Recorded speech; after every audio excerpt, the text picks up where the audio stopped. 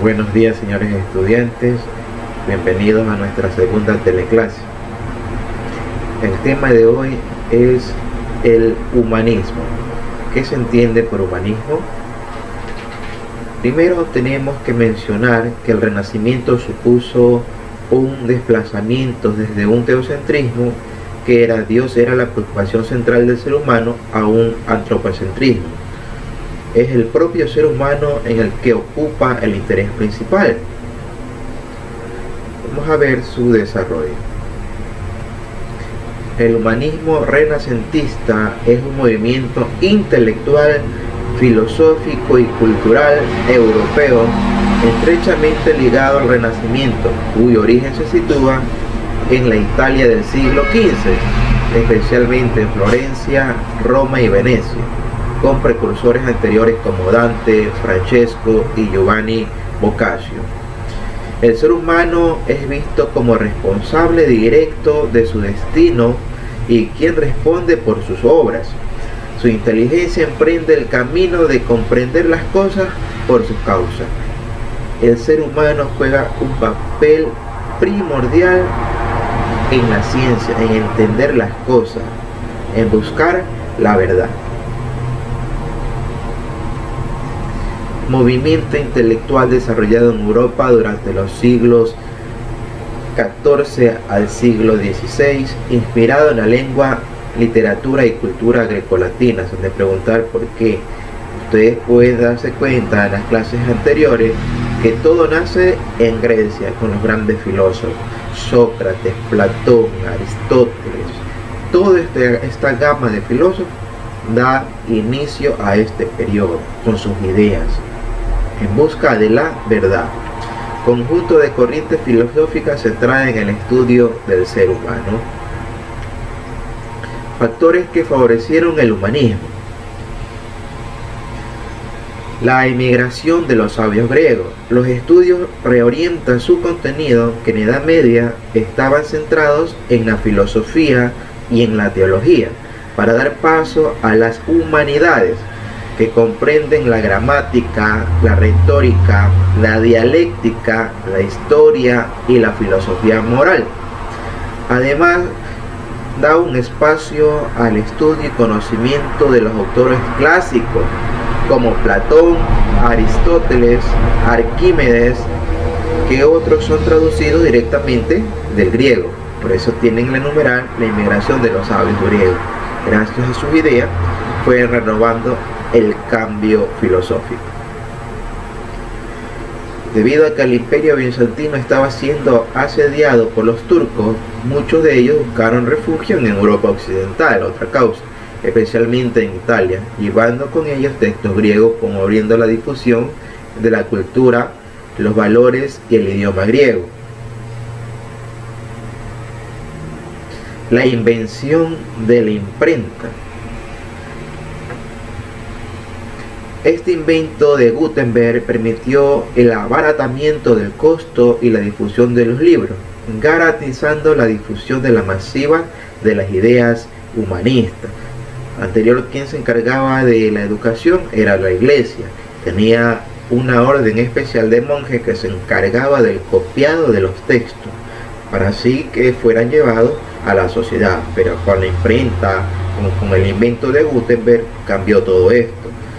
Se abarató el costo de la producción y se llegaba más lejos y en una forma más rápida. Se otorga privilegio a la razón y al juicio crítico para poder pensar y actuar con autonomía, liberado de los fundamentos religiosos de la iglesia y de la tradición, lo cual permitirá reorientar el conocimiento en áreas seculares del saber.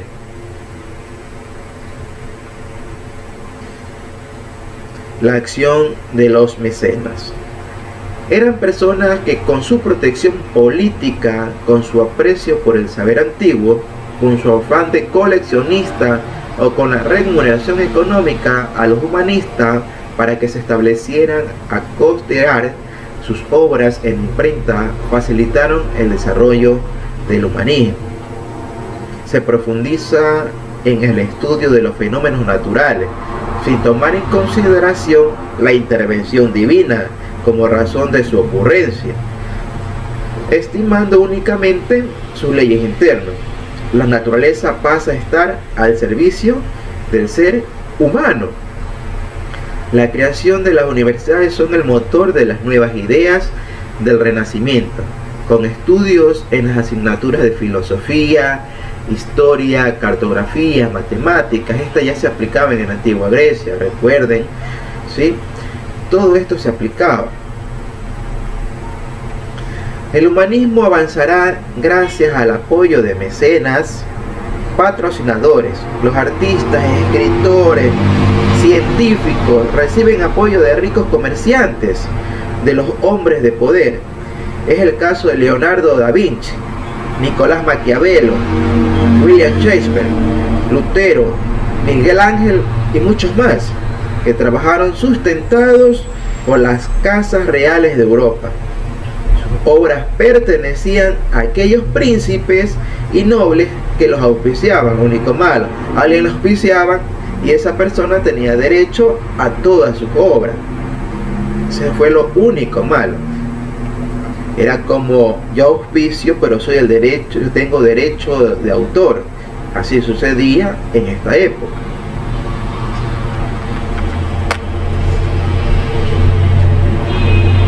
También podemos ver que las universidades son el motor de las nuevas ideas y se han nacido en Edad Media.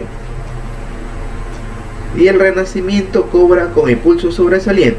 Las universidades están connotadas como la de Lovaina, Alcalá, un sinnúmero más que se dedican allá a los estudios de la filosofía, la historia, la cartografía. En conclusión, ¿qué podemos establecer del humanismo? El humanismo es la actitud que hace hincapié en la dignidad y el valor de la persona, poniendo a la persona en un grado especial sobre todas las cosas, porque la persona era la encargada de establecer y buscar la verdad entre los conocimientos, y si no lo tenía, experimentar hasta obtener una respuesta grata a dichas causas. También podemos decir que fue un movimiento literario y cultural. ¿Por qué literario y cultural? Por las bases griegas. Recuerden, ¿no? Fueron personas desplazadas que buscaron refugio en estas partes de Europa, estableciendo su filosofía. Desarrollado en Europa, que rompió con las tradiciones ecoclásticas medievales, que todo estaba relacionado a la iglesia y las divinidades. Se rompió ese ítem, esa idea, ese paradigma se rompió, donde el hombre buscaba ya la verdad por encima de todo, colocándose en el inicio de la cadena del conocimiento.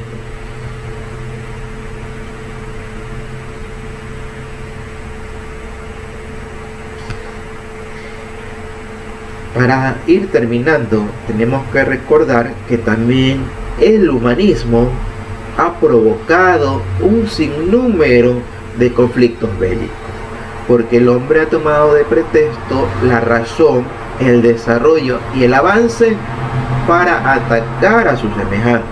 Entonces tenemos que tener claro qué es el humanismo, para qué sirve el humanismo, dónde nos quiere llevar el humanismo. En estos momentos tan difíciles que estamos pasando, entra en juego el humanismo. ¿Qué deseamos? ¿Qué queremos? Todo esto, si el humanismo nos dice que tenemos la razón por todas las cosas, entender lo demás, entonces tenemos que analizar cómo voy a aprender, cómo lo voy a hacer. ¿Soy capaz de manejar la situación en un futuro que nos traerá? Entonces la educación va forjando el carácter humano de las personas, relacionado o concatenado con los valores, esos valores que desde casa nos dan. Entonces podemos tener clara la idea que el humanismo es la fuente esencial del conocimiento para llegar y alcanzar la verdad. La armonía de sus formas, la perfección de los trazos y la estética de la figura en el humanismo está basado en anatomía humana. Sin nada más que decirles, señores estudiantes, esto ha sido el humanismo, que está relacionado o concatenado con el Renacimiento. Y estas dos formas ideológicas han creado esta sociedad.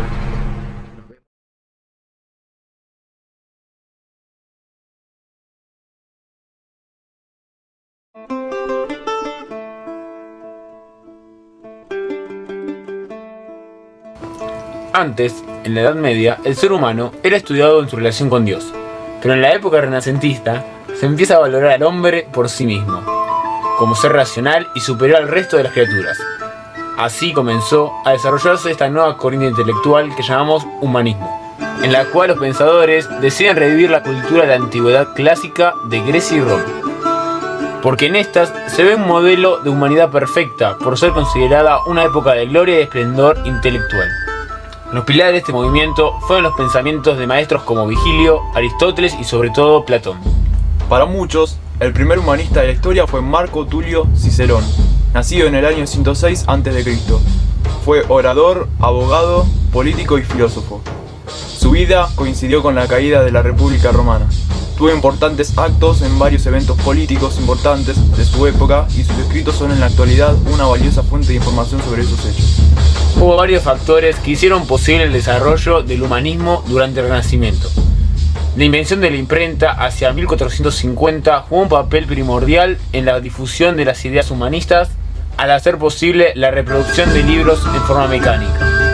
Los dueños de las imprentas eran, por lo general, humanistas que convertían frecuentemente sus talleres en centros de reunión, a modo de academias en los cuales se establecían contactos entre autores y eruditos. Se comentaban y se preparaban ediciones de textos clásicos. Frente a los constantes ataques e invasiones al Imperio Romano de Oriente por parte de los turcos, los griegos se refugiaron en Italia, promoviendo la difusión de la cultura, valores y el idioma griego con los textos que llevaron consigo. Los valores y las ideas del humanismo se extendieron también por toda Europa gracias a la adaptación de las universidades medievales a las nuevas realidades. La vieja opinión sobre instituciones de enseñanza fue un obstáculo para la difusión de las ideas laicistas e individualistas de la nueva cultura, la cual ha sido sustituida por otra bien distinta, más acorde con los hechos de entonces. Los mecenas fueron personas poderosas que facilitaron, con ayuda material y protección política, el desarrollo del humanismo y del Renacimiento. Papas y obispos, reyes y príncipes, banqueros y comerciantes reunieron obras clásicas, llamaron a los eruditos y distinguieron a los humanistas con su amistad personal y los acogieron en los palacios. El filósofo Giovanni Pico de la Mirandola sería probablemente el primero en utilizar la palabra humanista para referirse al nuevo movimiento. Alrededor del año 1480, escribió una tesis de 900 páginas que se convertiría en el primer texto humanista del Renacimiento. En él, Giovanni hablaba de cómo Dios había creado al hombre y que la grandeza del hombre viene de Dios. A principios del siglo XV, los humanistas del Renacimiento se ven interesados en el latín clásico, y no el medieval, el cual era distinto y más desarrollado. Francesco Petrarca, nacido en el año 1304 y fallecido en el 1374, fue considerado el mayor erudito de su época. Combinó su interés en la cultura clásica, el cristianismo, y dejó una profunda influencia en la literatura. Escribió muchas cartas importantes y su espíritu crítico lo convirtió en un fundador del humanismo del Renacimiento. Erasmo de Róterdam, nacido en 1466, fue humanista y teólogo holandés. Causó una gran repercusión en el debate entre católicos y protestantes, y creó su propia corriente dentro del humanismo como erasmismo a partir de sus obras. Estas reflexiones trataban sobre cómo tendría que ser la organización política de las ciudades, cuál era el rol e importancia de los ciudadanos y su postura sobre la libertad de estos. Fue una época muy influenciada por el dinero, donde quien lo poseía era considerado bendecido y poderoso. También, el solo hecho de poseer trabajo o algún tipo de ingreso era considerado como una bendición divina. Ante Anteriormente se veía a la mujer desde un punto de vista principalmente bíblico y se las despreciaba por su relación con Eva y el pecado original. Más tarde, en la época renacentista, se retomarían algunas culturas clásicas y se compararía a la mujer con las diferentes diosas, sobre todo con Venus, diosa de la belleza, del amor y de la vida. Mientras tanto, nace en 1469 Nicolás Maquiavelo, humanista reconocido en Florencia por sus reflexiones políticas. Realizó obras como Discursos sobre la primera década de Tito Livio y El retrato sobre la corte de Francia, pero la más destacada fue El príncipe. De esta obra se hace famosa la frase "el fin justifica los medios". Con esta obra, Maquiavelo pretende guiar a Lorenzo de Medici y darle una idea de cómo unificar Italia. El más reconocido humanista del Renacimiento es probablemente Dante Alighieri, nacido en Florencia en el año 1265. Si bien su padre se había dedicado a las finanzas, él decide inclinarse por el estudio de la ciencia y de las letras. Aprende a la perfección el latín, siendo alumno de Brunetto Latini. En sus obras, el escritor une la doctrina con el arte. Su obra más reconocida, La Divina Comedia, marcó la forma de pensar del hombre con respecto a la razón y culminó con el pensamiento de la Edad Media. Esta obra posee una estructura basada en el número 3, el cual posee distintos significados. 3 es el número de la Sagrada Trinidad, Padre, Hijo y Espíritu Santo. A su vez, simboliza la perfección y el equilibrio. Es por esto mismo que la obra está dividida en 3 partes: infierno, purgatorio y paraíso. Posee 3 personajes: Dante, que representa al hombre; Beatriz, que representa a la fe; y Virgilio, que representa a la razón. En la próxima clase vamos a ver el tema de la reforma y la contrarreforma. Les pido investigar este tema para luego desarrollarlo. Pasen buenas tardes.